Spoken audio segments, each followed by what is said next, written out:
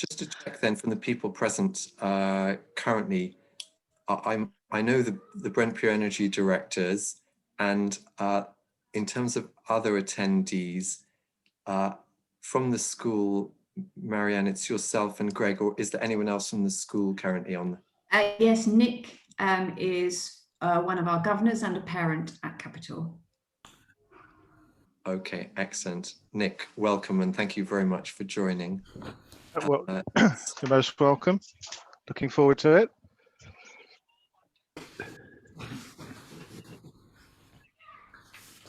Lovely. Well, shall we start, Tom? I think so. Yes, I think we should. Yeah. So I'm going to introduce Marianne, who's then going to introduce me, and then I'm going to. I think we've more or less been through the whole. Most of the people here when we were discussing what we're going to be doing. So you've seen the scaffolding behind this, but that's fine. So if I can hand over to Marianne. Okay, so thank you very much. My name is Marianne Jeans. I'm the principal at Capital City Academy. And as you noted, we are very fortunate to have such a fantastic building for our students to study in. We're very excited about this opportunity, both in terms of looking at our sort of carbon footprint as a school, and what we do there, and also just in terms of informing the students, getting them involved with renewable energies, and looking at all of those things. And it ties in really nicely at the moment to a project that we've launched around the gardens, and we had a big tree planting activity last autumn, and we've now got a pond and baby chicks that have just hatched. And so all of this sort of environmental thing is coming together really, really nicely for us, and really getting the students engaged. So we thank you very much for your proposal. We really hope it's going to get off the ground. Yeah, thank you very much. Okay. Well, that's great. I mean, we're very excited as well to be in a position to be able to help with this. I'm going to say a little bit more about Brent Pure Energy a little bit later, but right now we're very lucky to have Armstrong Yakubu with us, who's the architect, an architect with Foster and Partners, and he's going to talk a little about architecture and its place in the environment. So I hand over to you, Armstrong. Thank you. Yes, I mean, it was Tom's idea to do this. I'm just going to try and share my screen. Yep. Then let's just see, share screen.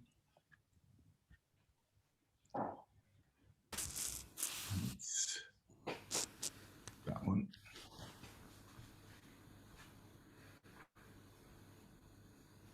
You can see my screen? Yep. Yep.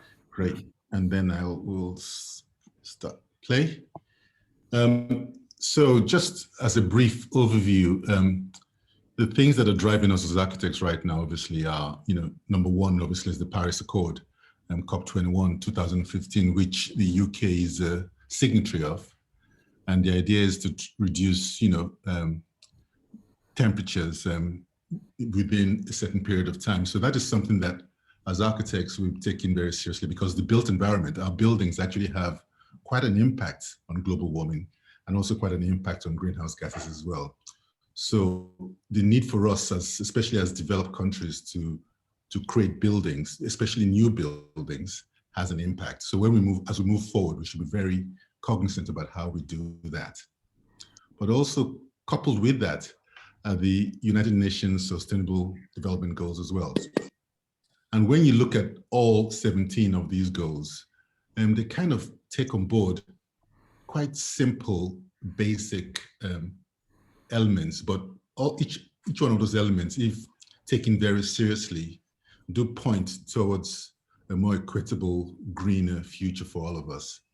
And you can see that many of these, in these 17 goals here, architecture and actually where we are, education comes in quite a bit as well. And that's where we collide. So architects, quality education, providing schools, sustainable cities and communities, and it's even been taken further. This just shows you the 17, and what's been added into this 17 is also disability. So each of these now has disability as well built into every single one of these as well. So it's become something that is quite holistic in how we move forward. And I think it's important as architects and as just human beings really to take on board each of these 17 points and really think seriously about them. As an architect, for example, for every line I draw, am I really considering all of these elements that you see here? And then just taking one step further, this is the donut economics diagram by Kate Raworth, where she talks about that safe and just space for humanity. And it applies to all of us, obviously, and applies to economists as well. But as architects, do our buildings contributing and making sure that we're within that safe and just place? We're not, and we can do this very much with buildings. Are we overshooting? Climate change, air pollution, biodiversity loss, which buildings do, land conversion. So are we pushing those boundaries? And then there are the other things, which is the social foundation, which we're also involved with in education, health, where we have to create buildings for as well. So are we able to, in our role as architects, and as able to make sure that we're responsible when we're thinking about the parts that we deal with that actually impact on all of these. And kind of takes us back to Capital Academy as well. So there is obviously embodied carbon, which is basically the carbon which it takes to make a building, material extraction, manufacturing. And that is something which is actually quite serious, because it is what we're trying to limit. So we know that buildings are basically carbon hungry, so that they take. And then there is the operational, which is how the buildings are run over time, and how they use energy, and what kind of carbon effect that has as well.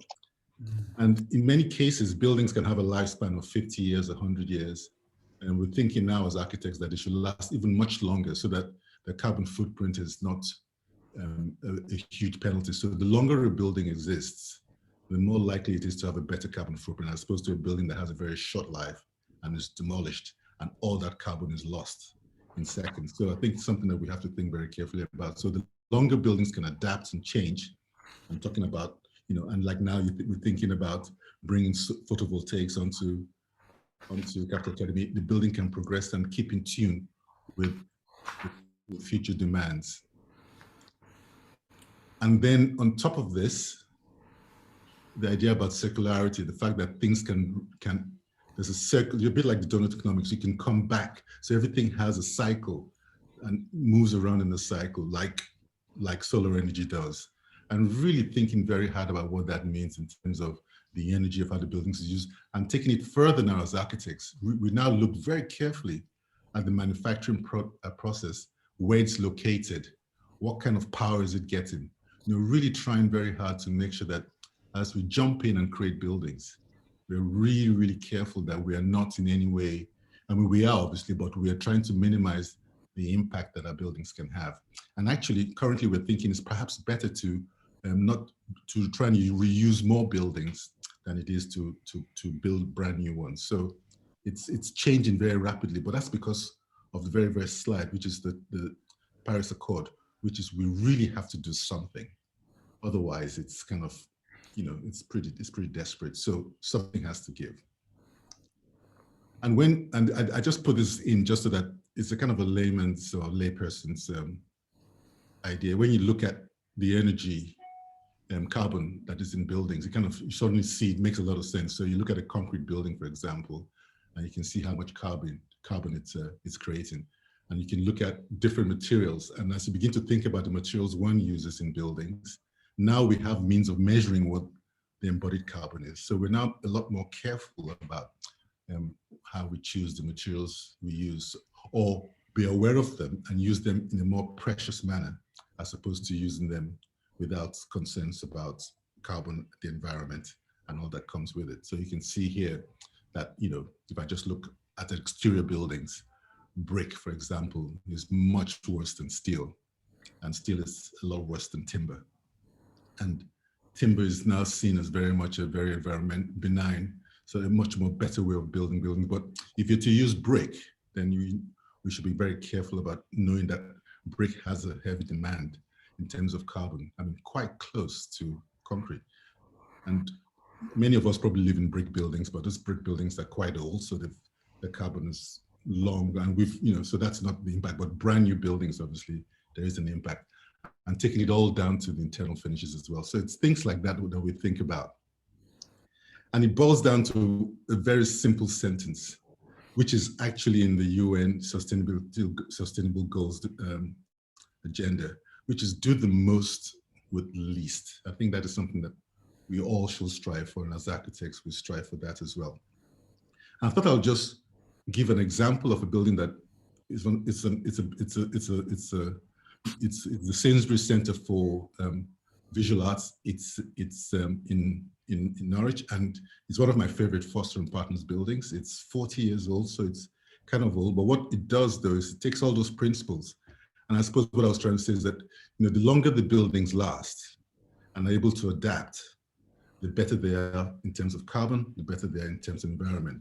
So how do you design a building that anticipates the changes that are coming in the future? Do our buildings become dinosaurs very quickly and get removed with all the carbon that it took to put them up? Or can they continue to exist far longer than we hope they could? And I think taking those principles that I spoke about earlier on, I think it's important that as architects, we think about them very seriously. And I think the proof is that if you do take those things very seriously, the buildings will stand the test of time and be able to change and adapt moving into the future. So this building, which is this is a very early sketch done 40 years ago by Norman Foster, is for an art gallery in a university, done in a very lightweight industrial style. And you can see it treats the materials as very precious, it's very lightweight. So the weight and cost of a building is directly proportional to the carbon that it uses. So the cheaper the building is and the lighter it is, the chances are that it has fantastic embodied carbon credentials. Capital Academy was built with also on a budget. Those buildings are done with not a lot of money. And I think you will find that if it's measured in any way, I'm going to try and look at that actually. I'm going to talk to I've already started having discussions about it. I have a feeling that it's also quite good in terms of its embodied carbon. And begin to look at, and this building basically takes out all the decoration that you might have. So you can see the air conditioning and the plant is all not enclosed. So it really is trying to use the least amount of material as possible to create a space which is completely accessible, open for all. Yes, it displays art, so it's got a certain sort of kudos about it, but nevertheless, it does it in a setting which is completely different from what I understood when I saw this building as a young person before I was an architect, thinking, here's a building that doesn't look like a museum that I know.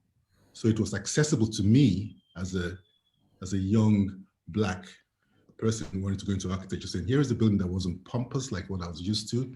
It was totally accessible. It was in a campus which had lots of students. So the students came from all over the world. It was a place I felt quite safe to be. It was one of the buildings that actually made me convince me that I could be an architect. And this is, and 40 years on, going back, I was there, it was COVID, and I just realized just how accessible it was. So here is going back to the UN Sustainable Goals, here with disability built into it. Here was the staircase that took you to the galleries below, but it's just an equally enjoyable way of the couple here on the right going down this platform that took them down as well. There was no need for a sign here that told one that one had a handicap or disabled people, or one was for able-bodied people. Just by visual representation, the building, and you can see the outside there are no steps. So the building is completely accessible. It's lightweight. It's still around today. It's changing every time. It's been refurbished, but it hasn't been demolished. So the building has got probably another 50 years to go very comfortably.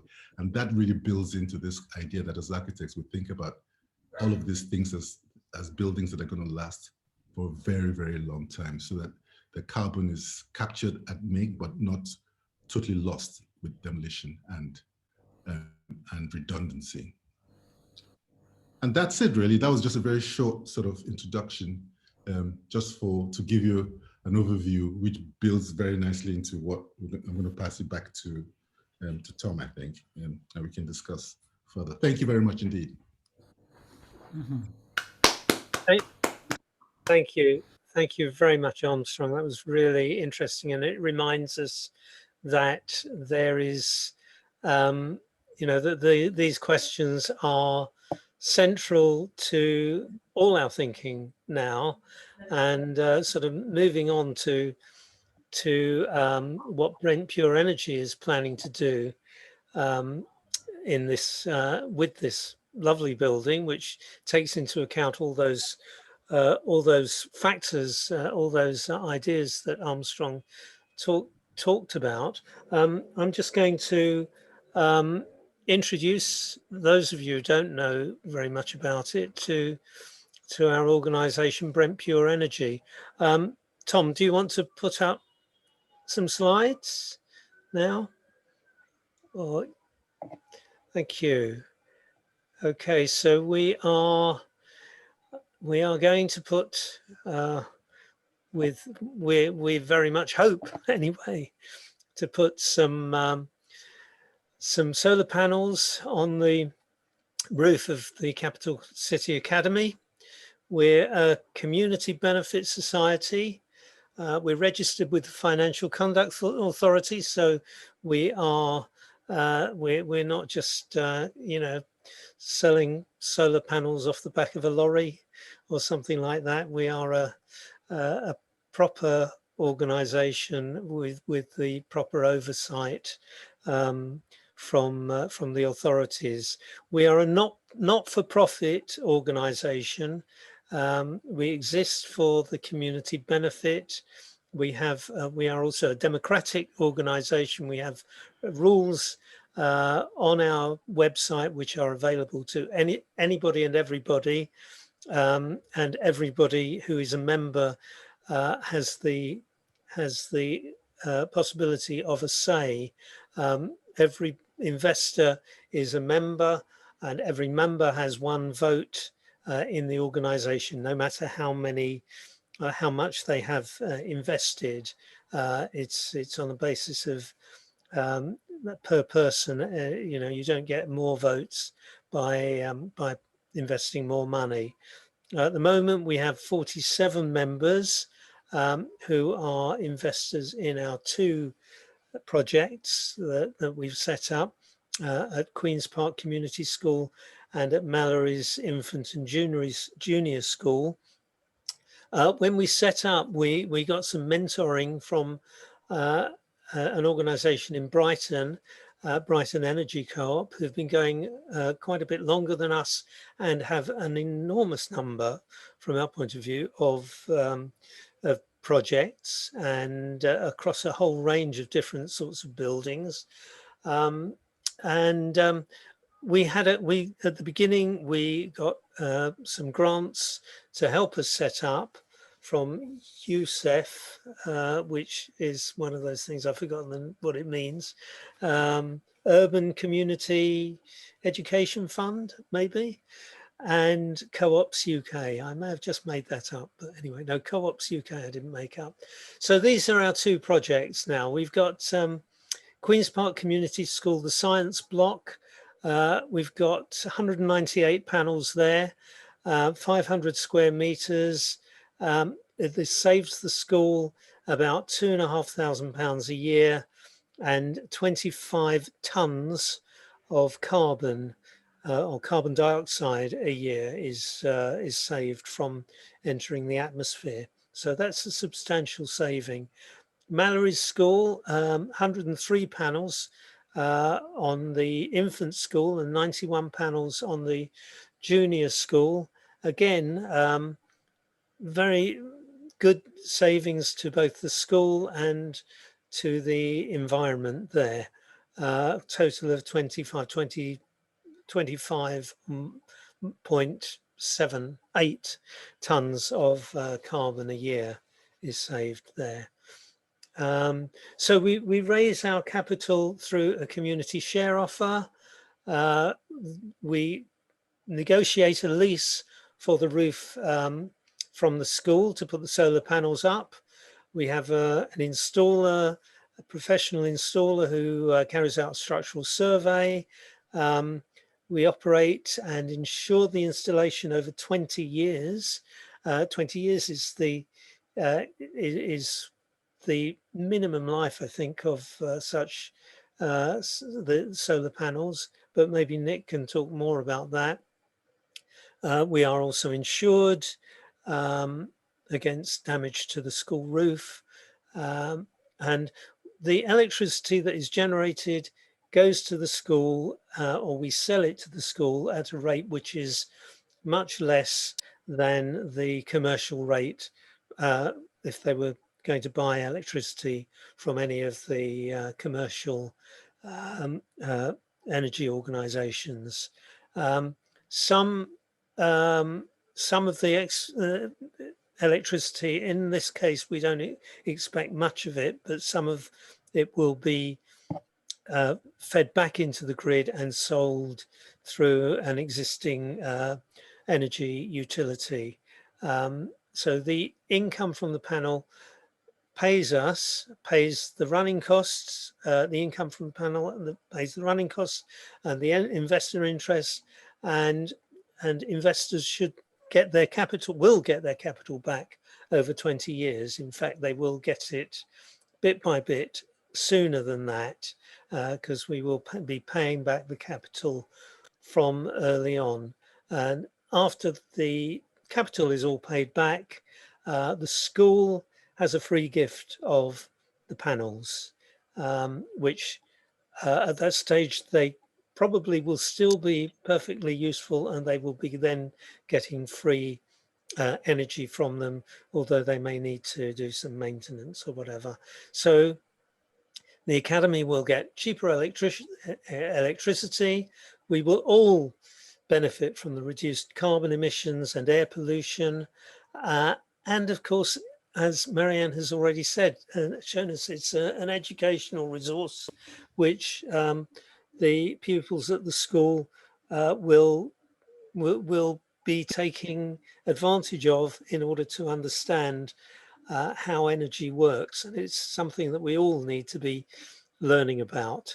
And there is no cost to the Academy, and there is a considerable saving on their costs for energy. So I think now Nick, I think, is going to tell us a bit more about the science behind this. Okay, thank you very much, Ian. I'll start off with this slide. There's more solar energy in the UK than you might imagine. This map of the country, colour map, shows you where it's concentrated. Most of it's in the southwest. I mean, it's more than anywhere else.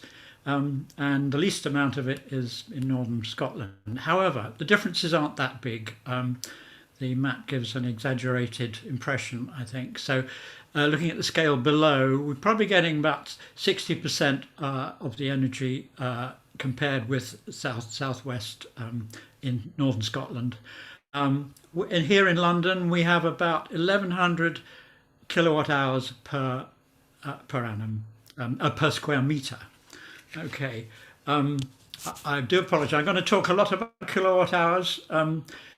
It used to be said that to visualise it, you need to think of an electric bar fire with one bar on it, and it runs for an hour. That's a kilowatt hour. Another way of thinking about it is, in human terms, if you were very fit and you were bicycling, you could produce 200 watts. So if you kept cycling at that rate for 5 hours, you would have generated 1 kilowatt hour. So that's a measure of just how much energy that is. It's quite a lot. Okay, so here's what the sun does, assuming you can see it. At this latitude, London, we're 55 degrees. You see, I don't know if you can, well, the lowest curve is the winter solstice. Then you have the equinoxes in March and in October. and then the biggest curve is the summer solstice. And on the bottom axis, you can see where the sun rises and sets, roughly speaking. So at the equinoxes, it rises due east, sets due west. There's also the background. You can see the silhouette of the urban environment. That's significant because you don't want your solar panels shaded. You know, and this is a significant factor. Fortunately, it's not very significant in the case of Capital City Academy, but I'll come to that later. There is a skylight on the roof. As I say, I'll come to it later. Next slide, please. Okay, so the ideal positioning for your solar panel is facing due south and tilted up at an angle of 30 degrees to the horizontal. That's the 100 figure. You see 100% in the middle of the diagram in red. Now, we can't do that on a flat roof. There's a good reason for it, but the first thing to say is that the amount of sunlight you get, the amount of solar energy you pick up on your panels is not very dependent on position. I have some panels on my house which are at 60 degrees towards the west and tilted at 30 degrees. So I'm getting about 93% of the energy I could compared with the optimum. Another thing to say is that if your panels are lying flat on their back and looking upwards, you get 90% of the energy. And there's a certain advantage to that in that it's then independent of the orientation. However, it's not a good idea because you want your panels to stay clean, and to a large extent they self-clean when it rains. And the minimum angle recommended is 10 degrees. Next slide, please. Okay, this shows how the amount of solar energy varies throughout the year. Well, this is common experience to all of us, I think. The ratio is about 5 to 1 between peak summer and midwinter. What else do I have to say about that? No, I think there's not much else to say. It says at the top for a 5 kilowatt PV system. Well, that's, if you read the scale on the right, that's in kilowatt hours. Okay, next step. So here's what the installation on Capital City Academy might look like. This is our first quotation. I'll call it provisional installation. When you ask installers for a quotation, they usually have a look at Google satellite pictures and use their best guess. We now know a lot more about the school. Our chosen installer has visited. He's flown his drone up in the sky and taken pictures, and we now know where the man-safe system is going to be. So there may be some changes. But this installation has about 800 panels, and it's going to generate, its rating is 300 kilowatts. Now I'll come to that later as to why we've chosen that figure. Perhaps we can have the next slide, please. So this is roughly a sort of block diagram of how the solar panels are connected up. Obviously, the sun doesn't shine all the time, and when it does, it's not at the same orientation with respect to the panels. Also, there may be clouds. It's worth mentioning that solar panels do actually work quite well, even in moderate cloud cover. Depending on the thickness of the cloud, you can still be getting sort of 5 to 20% of the maximum energy if the clouds weren't there. So in this diagram, on the left, you have the solar panels. And we're using a new technology called Solar Edge. It's an American invention. It's a more efficient way of getting the energy out of the panels. The optimizers have a dual function. There's one for every panel, so there'll be about 400 optimizers. What they do is they ensure that the maximum energy is extracted from the panels. You get variable voltage depending on the amount of solar of light falling on the panels, so they turn it into a fixed voltage and they deliver the maximum power. The diagram is slightly wrong because it suggests that the optimizers are connecting up in parallel. They are actually in series. The output voltage is added together to generate 400 volts DC. Of course, the panels generate DC electricity. This is fed to an inverter, and that converts the DC into alternating current of the type you need, at 50 hertz, to feed into the grid. It's synchronized with grid energy, with grid electricity. Now, we measure everything that's generated in the meter, that's the large circle, the generation meter, and the electricity is primarily fed to the school. In a lot of cases, there won't be enough electricity from the panels to run the school, but there will be occasions in summer when that is the case, and there will possibly be excess energy, and some of the excess energy will be exported to the grid. Now, this diagram shows roughly the game we're playing.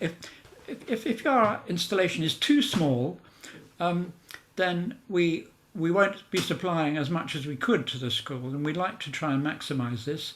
School consumption is about 800,000 units a year. We're going to be supplying somewhere between 25 and 30% of that. Starting with the graph at the bottom right, you can see how in winter the blue curve is what the panels generate. Each graph is for 1 week. At the bottom, it's the winter solstice, so roughly 16th to 22nd, the solstice on the 30th, and you can see that there's not much energy being generated there. On the other hand, immediately above it is what happens in summer, coming up very soon now. Panels are generating no maximum, and you can see there are times when the blue curve exceeds the red curve. The red curve is what the school is taking. And you can see there at the weekend on the right, at the weekend, then the school is using less electricity, and there's quite a lot of excess electricity being generated. Now, we feed that then into the grid. We get paid for it, but we don't get paid as much as we do for the electricity we sell to the school. Tom's going to cover the cost of electricity later, I think, so I won't mention that. On the left on this graph, you can see what happens at the equinoxes. By and large, the electricity from the panels does not exceed the demand, so all of that electricity is going to the school. On average, with this installation size, will be 70% of electricity generated will be going to the school, 30% will be exported. If we went for a large array, we could supply more to the school, but the export proportion would increase, and then we wouldn't be getting as much income. So you can see there's a financial constraint there. So that's why we've chosen the 300 kilowatt figure. Right, I'll leave it pass over to Tom now. Or if you have any questions. Okay, so yes, sorry. I think go on. we'll take questions at the end. Yes, I think. indeed. So can I ask Tom to talk about the money side of things? Ian, thanks very much. And thanks everyone. Really pleased to be talking today. This is the last couple of slides. So we've had a wonderful overview of architecture and the environment. Ian has explained to you the background to Brent Pure Energy, and Nick has just given a really some insights into how solar panels work and the installation we're going to do. So I'm just going to talk now about the share offer. The proposal, and this is all set out in the share offer document, which is available to everyone now. We're going to issue 195,000 shares at £1 each. So the total fund we're raising is 195,000, and that money is to cover the purchase and installation of the panels and a few other initial costs, such as our legal costs, but the amount we've chosen there is what we think is just about right in terms of the cost of the panels we're proposing. The minimum investment for anyone who would like to get involved is £100, and the maximum is 20,000. We wanted to make the minimum, set it at a level where we could really get as much participation from the community as possible. There's a limit to how low we could go, because obviously if people only put in sort of £10, that just becomes very expensive administratively. We want, as I say, to get investors from the school community as much as possible. Now, the exciting bit is that this is an investment. So we're not seeking donations, we're seeking investors who will get a 4% return on their investment. And that's been very carefully calculated. The annual repayment will also include 5% of the capital that the investor put in. That's a point that Ian mentioned earlier. So if, for example, you invest £100, then at the end of the first year, you would get £5 of that back, plus your interest payment of 5%. On the second year, you would get 4%. The same. Yeah, sorry, interest will be 4%, not 5%. Gosh, that's a really important point here, and I do apologise for that, everyone. This slide is not correct. It should say 4% there. It is a 4%. Yeah, it's a 4% interest. So the two figures are different. You get 4% interest, and you get 5% of your invested capital back. So I think the slide is correct, but I just didn't express it correctly. So what that means is over the 20 years, all of the capital is returned in those portions each year. So declining to nothing at the end of the 20 years. The offer opens now and it closes on the 31st of July. The installation will then follow. The installation will take place between August, ideally in the August summer holidays. If that's not possible, it'll be the October half term with minimum disruption to the school. Shareholders will then get their first payment about 12, possibly 18 months from the share issue, once everything's invested and up and running. And as has been said, it's a 20-year project and investment. The directors from Brent Pure Energy will be investing, and that'll be a minimum of £10,000 in aggregate. Now, I must now talk about the risks very importantly.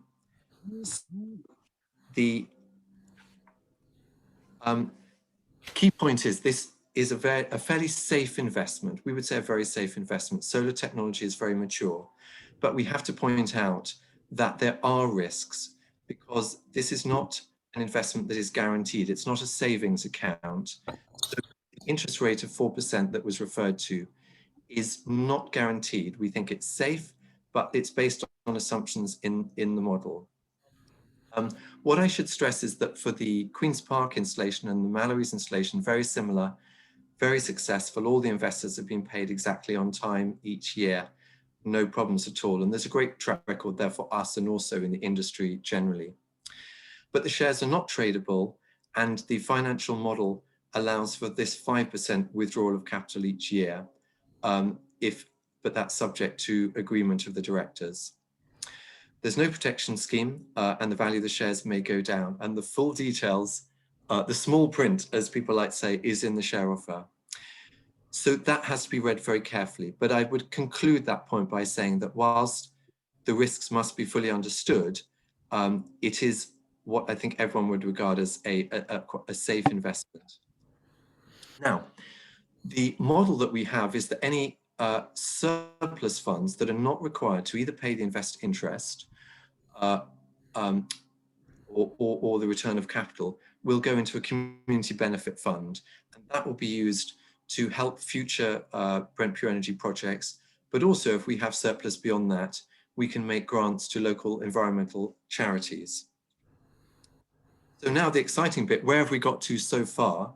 Having just sent out the share offer document and put it on our website a few days ago, we are up to £40,000 out of our 195,000.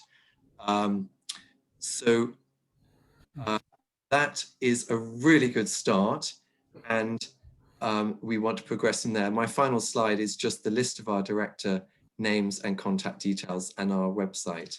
So I will finish there. Thank you, Ian. Okay, thanks very much. So I think we're at the point now where if anybody has any questions, they can either just, I think I can more or less see everybody on my screen. So if you want to just raise your actual real hand in real life, you can do that. Okay. If we can see you. Okay, I see Glenys wants to ask a question. Actually, I don't know who's going to answer, but she'll ask it. I wanted to ask, what happens if BPE do not raise enough money And what happens if BPE raise too much money? Okay, I think I'll that's a hand good that over one. to Tom. Yeah. That's a good one for me. Thanks, Glenn. It's a very good question. On the first point, if we do not raise enough money by the 31st of July, we have the option to extend the share offer timescales by another 3 months. That's in the share offer document. If at the end of that 3-month period, we still haven't raised enough money, which will be very disappointed, but if it happens, then we will return everything that's been sent to us by prospective investors, and the project will close. We hope that won't happen, and I'm sure we'll all work very hard, but that's what would happen in that scenario. Secondly, if we raise too much money, this is a much more positive scenario. Directors have a couple of options here. What we can do, we would like to make sure that we have maximized community participation. So what we might do is scale back some of the investors. If someone said they'll invest, say, 20,000, we might scale them back to, say, 15,000 to enable maximum community participation. The other option is that we might, if talking to our installer and things have moved on and they think that the installation could profitably be made slightly bigger than the current plan, and there is one option we've looked at there, we might go back to investors and say we're actually going to go for a slightly bigger one, say costing 220,000, something like that. So a couple of options there. Thank you. Yeah, and There's a question in the chat. Oh, okay, I'll come to that.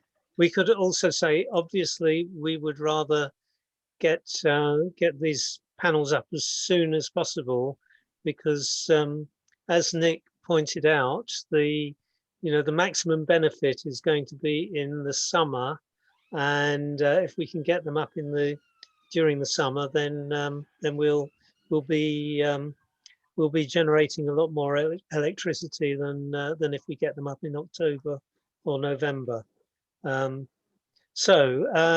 Other questions in the chat. How does the cost, Marianne says, how does the cost of energy sold to the school compared to the current cost as a percentage? Do you want to answer that, Tom, again? Yes, Ian. So we've talked about this with the Academy. Greg and I have been, Greg, George and I have been discussing what we can say firstly is we know exactly what the school's current electricity bill is. And the unit cost that the school is currently paying for its electricity during the daytime is 13.77 pence. 13.77 pence per unit, which is a kilowatt hour. The price that Brent Pure Energy, in our financial model, we are proposing to the school is 8 pence per kilowatt hour. So that's a reduction from 13.77 to 8 pence. Obviously we would like to make it as low as possible, but unfortunately, compared to the QPCS project, where there was also a government grant, there is no government grant with this project, so it is totally self-financing. But nonetheless, we're able to offer that very substantial reduction from 13.7 to 8p. I believe it's 58% of 13, 8 over 13.77. Thank you, Nick.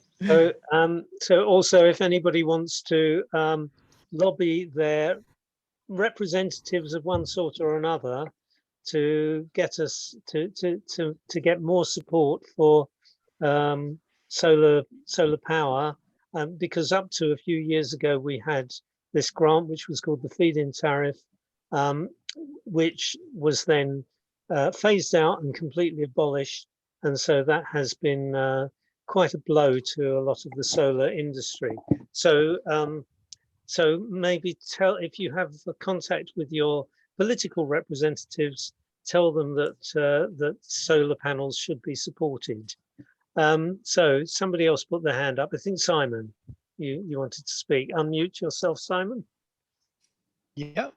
I was just wondering if you've looked at all at the economics of battery storage. Who would like to, well, shall I say something about that? I think Or- Nick's probably good on Yeah. that one. Well, I'm not sure how good I am. I looked at this a couple of years ago when someone tried to sell me a battery system for the house, and I figured I might save £100 a year, but the system would cost me about £300 a year. So the economics aren't good yet. I haven't done an in-depth study. It definitely isn't economical, not on the same scale as is just solar panels on their own. Yeah, I mean, it's But also sorry, I just mentioned we're always open to advances in technology. There will come a point, I think, when batteries cost less and less. I mean, it's astounding that solar equipment has fallen in price by about 80% over the last 10 years. It's simply through mass production. The same may well happen with electric cars, which are the driving force for lithium batteries, and those are the kinds we would use. So you can't rule out that at some point in the future we might, come back and have another project which would install batteries with this Capital City Academy system and would increase the percentage of electricity the school could derive. Perhaps I'm trying to think. Well, I say 25. It could well double, and that Yeah. certainly would be something. Yeah, I mean, as I understand it at the moment, most of the electricity, almost all of the electricity being generated will be used by the school, except maybe at the weekends. So having it fed into batteries is not going to, which would be useful if the school was open in the evenings, but since it's mostly going to be used during the day, there's not much to be gained by that. And since the electricity is being fed back into the grid, any surplus energy is being fed back into the grid. It becomes a social good for everybody. That electricity that adds to our adds to these carbon savings for everybody. Greg has pointed out that the cost per kilowatt hour to the school will increase by about 15% on the current rate that the school is paying when the new contract commences in October. So yes, the school will be saving more from then on, and it's quite likely that cost of energy supplied by the energy companies will increase further as time goes on, but the cost of our solar energy will not increase except in line with inflation. So any other questions? If you'd like to, Nick. Yeah. Can you see my hand being raised? Yeah. Yeah. Couple of questions. So with the size of the array is optimal, pretty much, it sounds like, at the current size, but you might increase it if you're oversubscribed. Presumably then, if you were slightly undersubscribed, you wouldn't decrease the size of the array? Tom, That's a question. Yeah. It's Nick, thanks for that question. It's a good question. So that is possible. We've gone out to 3 sort of very accredited installers to get quotes, look at possible sizing. Very interesting comparing between them and looking at some of the options which varied. I think the answer to your question is there probably would be an option to do a slightly smaller array. The economics are quite finely balanced in terms of making this work because there is no subsidy. So it's definitely. I like your question. It's something we would definitely do. So that adds to our options, which we will consider if we don't get enough from the raising. Yeah. Okay. Just on the grid and getting money from them for the excess when capital isn't able to use it directly. Is that something that you can see over 20 years still being the case? I mean, is there a risk that the grid will say we've got enough, actually? There's no need, we'll stop paying you anything for the surplus. I don't think that's going to be the case. what most people don't realise is that to meet our climate change commitments, we are going to have to decarbonise, and it means nearly everything is going to run on electricity. Transport, heating houses, the grid is going to have to expand by a factor of 2 or 3. There's going to be a shortfall of electricity, I guarantee. Okay. But the other point I'd like to make is at the moment we are promised under what's called a smart export guarantee. We're promised about 5.5p from our utility. That's good energy. They're the people we get the feed-in tariff from, which of course now doesn't exist. But what's my point? That sorry, I've lost the thread of what I'm going to say. Yes, okay. So that may well improve in the future. There is a very active lobby group promoting what's called the local energy bill, but we don't have enough support yet, and the government are opposed to it. Basically, it says small producers like ourselves of renewable energy should be able to sell our electricity through the grid at a commercial rate to named local consumers. If that were to come apart, then we may well be able to get, say, as much as 10p a unit for exported electricity. Now that opens up fantastic possibilities. For example, we could, or you could, somebody could, put solar panels on the whole school, on the whole roof area, which is probably double or treble what we're proposing now, and the school could be an active generator of electricity and earn income from its exported electricity. So, right. That would be a nice possibility. Right. Like so it sounds like there's really a positive risk there, as it were. That's really good news. Yeah. Right. Any other questions? If anybody, Glenys. I'd like to ask Armstrong something.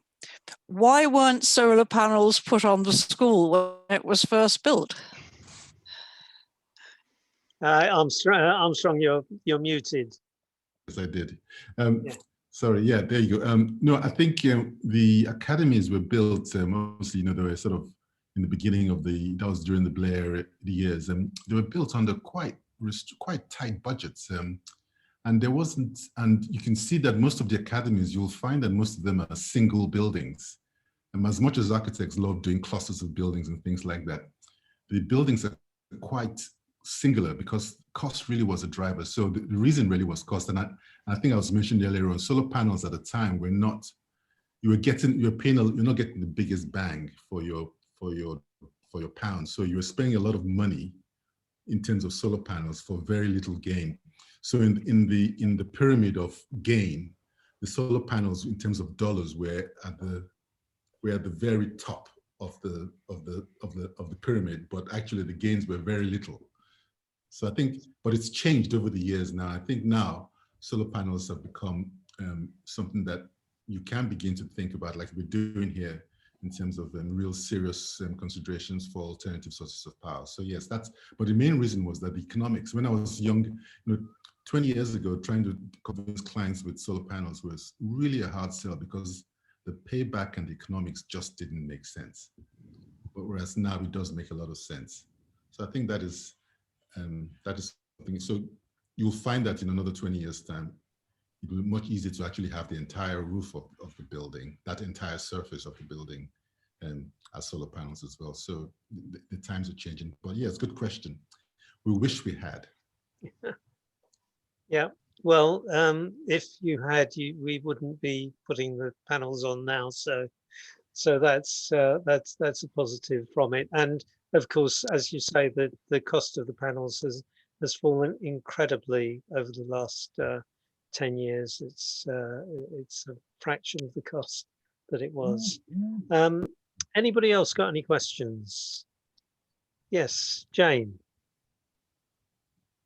So I'm new to this. Thank you for letting me ask a question because I haven't invested, but I'm come along and I'm now going to invest. But what I wondered was, who are you aiming at? How are you getting the investors? Who are you aiming at to be investors? You said you wanted the local community, and I'm just wondering how you've publicised it, or who you want as investors. Thank you. Yeah, I think the answer really is we want anybody who wants to invest. We're not fussy. It's you know, anybody here who has contacts who might want to put their money in this, you know, who doesn't need to have hold of their money immediately. We are happy for them to invest £100 or £10,000 or whatever they wish. As you know, so yes, I mean we will spread the word as far as we can. I think Glenys wants to say something as well. Thank you. I'd like to say that this because I'm responsible for publicity. We have spread the word to the school itself, and we would love parents to invest if they feel. We've also got some leaflets on recycled paper that have been spread around the school neighborhood and around the neighborhoods where each of us lives. And we are targeting people largely with children, if possible, because I think we're all afraid of what is going to happen in the future to our children, grandchildren, and their children. So I would be very grateful if all of you here tonight, if you know of somebody else you think might want to invest, lives in Brent, please spread the word and give them the link to our website where there's all the information. Glenys, you said lives in Brent. Is that a requirement? No, It's not an absolute requirement, but we are a Brent community benefit society. So it's really good to have people from Brent. But if you know somebody outside Brent who would like to invest, I'm sure we would happily take their money. What we might do if we did get too much is return the money to people outside Brent rather than inside. But I think that's an unlikely scenario. Okay. yeah, I mean, even if you have somebody has a connection to Brent or they work in Brent but don't live in Brent or whatever, that would be good. But basically, you know, whoever wants to invest, we must point out that this is actually Tom has pointed out that it's not a guaranteed interest payment that you'll be getting, but it's a pretty good bet, much better than any other sort of gambling that you might do, and it's not likely to be any sort of gamble at all. And our other two projects, as Tom said, have both yielded good returns to the investors. So even on the basis of somebody who is mostly interested in finding a safe and good place for their money, we're happy for them to use their money to store it with Brent Pure Energy and help the environment at the same time. Any other questions? Yes, I've Marianne. got another question. Oh, sorry. Well, let's hear Marianne. Marianne first. She was there. Yeah. Can we get the Share Energy brochure? The share, the brochure is on the share option. The share offer brochure is on our website, brentpureenergy.org.uk. It's fairly clear where it is. If you go to the front page, you'll find a link straight to it. Sorry. Okay. So Nick, you want to? Yeah, this is what my son actually asked me to ask you, which was about going back to the environmental impact. What is the payback time for recouping the carbon cost of production of the panels? Right. This is something that is often asked about solar panels. Yeah, and I'm sure Nick can answer it. It's a very good question. There are actually solar panel manufacturers who are making them on using solar panel energy themselves. So those panels, that's not a majority. No, I'm told that the panels themselves return the energy content required to make them within 18 months. And then they go on producing useful electricity for at least 30 years. Right, that's excellent. Thank you. So they are net positive contributors to low After carbon. 18 months, yeah. Yeah, I think there is a sort of urban mythology that solar panels take so much energy to produce that they're not worthwhile. But I think that is a sort of urban myth rather than any scientific examination. Any other questions before we? If not, everybody knows what they have to do now. And can I just ask, because in terms of raising the funds, you've done a couple of these projects before. Yeah. Did you raise the funds in the time allotted on those two? Yep, we did, Tom. And you mentioned a grant as well, and I wondered what proportion the grant was of the total. Tom. So shall I answer that? Nick, yes, we were able to raise in the timescales of the two previous projects. The grant, it was called the feed-in tariff. So it was an additional pence per kilowatt generated that we got. Oh, you've mentioned that, yeah. Yes, compared to Mallory's. It went down between the QPCS and the Mallory's project. It wasn't a capital grant, yeah, I see. Okay. Not a capital grant, no. I just mentioned that when we got started, we applied for and were awarded a grant from the UCEF, the Urban Communities Energy Fund. However, it was made very clear to us that that money was not to be spent on any installation. It was simply to get us up and running and to what they call investment ready. Right, understood. Tom. My final point I was going to add is we have gone through an exercise of communicating with existing Brent Pure Energy members to assess their appetite to invest in this share offer. And there was a very, very positive response. So when Glenys was talking before about, you know, the segments that we're targeting, we are expecting to get a good response from the existing membership, which will be great. But as said by Glenys, we also really would like to get engagement from the Academy parents and community as well. Absolutely. Yeah, and I could add that we have minimal running costs, in fact, as we are a not-for-profit organisation run on cooperative lines, and none of our directors is paid. So so there is minimal sort of cost as an organisation. So that's how we run things. Any other questions? I'm conscious of teachers' time I'm thinking about at the moment, Nick. Yeah. Ian. Yeah. I think we probably answered every question. If you have more questions, it's easy enough to go to the website brentpureenergy.org.uk. In fact, I will put it in the chat, and you can come, you know, ask anything you want there. So that's fine. So so thanks to everybody. It's been a good meeting, and I hope that you will all be able to invest something and persuade some of your friends, colleagues, relatives, or whoever to also invest and spread the word around. Thanks. Thank you.